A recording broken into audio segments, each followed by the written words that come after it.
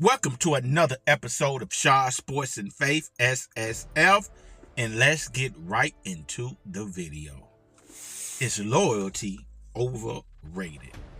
Is loyalty overrated?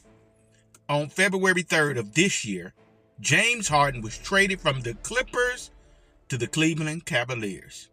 This will be James Harden 15 in his 17 career that he has played for. Everyone in the sports world was shocked that James Harden asked for a trade and that the Clippers traded him. Harden has got criticized for forcing his way into a trade when things are not going his way. After being traded, Harden made a statement saying loyalty is overrated. He stated that he does what is best for his career and his family. He stated that the general managers and owners would do what is best for business. Many of the former NBA stars in the past criticize today's athletes for changing teams. They say things like, guys these days run from the grind. They are afraid of competition. They aren't loyal. Truth of the matter, in the 70s and early 80s, players had to stay with the teams they signed with unless they were traded. There were free agency in the 80s, but it was much more restricted than it is now. During that time, teams had a right of first refusal, meaning a player's original team could match any offer he received from another team to keep him. When the player contract was up, when another team signed a free agent, they often had to provide compensation like draft picks or cash to that team that lost the player. The right of refusal made it difficult for stars to change teams because their original teams would always match the offer. When the original team matched the offer, the player would have to sign with his original team unless his original team didn't want him anymore and allowed him to sign with a new team. Those were rare occasions. In 1982, restricted free agent superstar Moses Malone signed an offer sheet with the Philadelphia 76ers. His original team, the Houston Rockets, chose not to match, allowing him to join the 76ers, and eventually he won a championship with the Philadelphia 76ers. In 1983, collective bargaining agreement introduced the first salary cap, which went into effect in the 1984-85 season.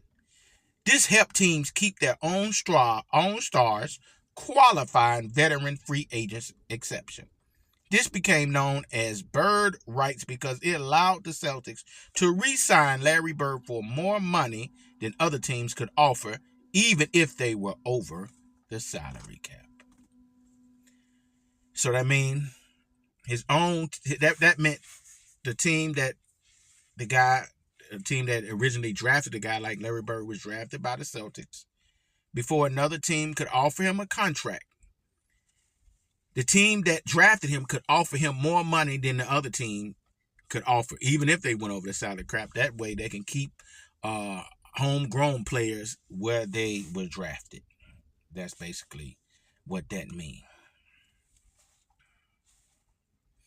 Unrestricted free agency didn't start until 1988, where a player could choose any team without their old team being able to stop them. Tom Chambers was the first unrestricted free agent to sign with another team.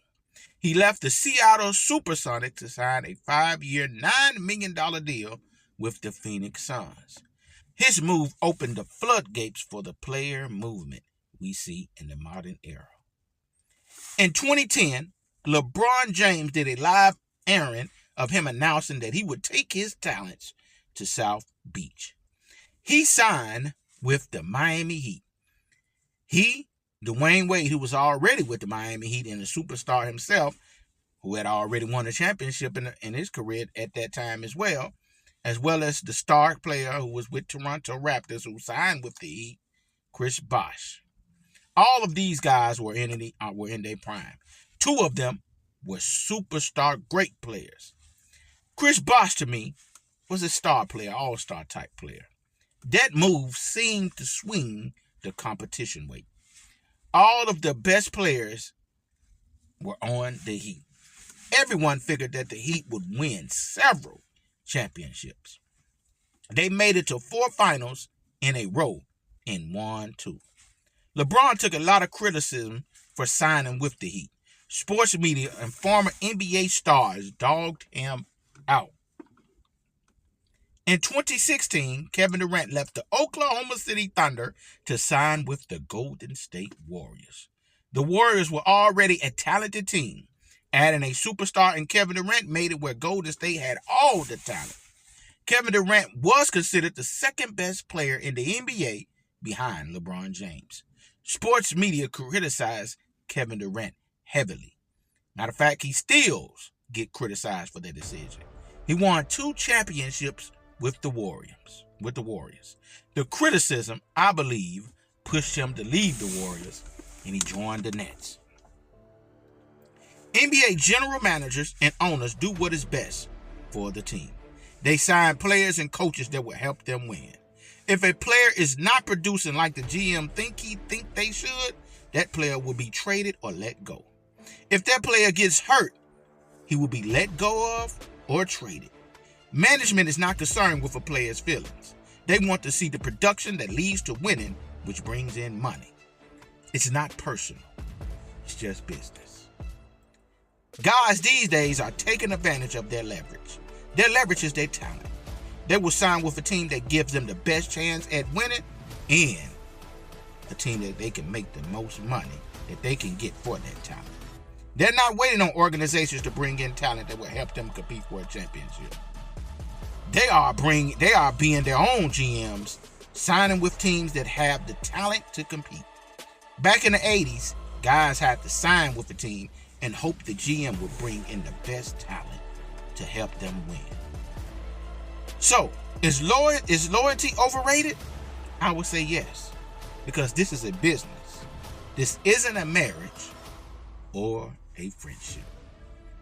Like, share, and subscribe. Tell me what you guys think in the comment section. Peace and love.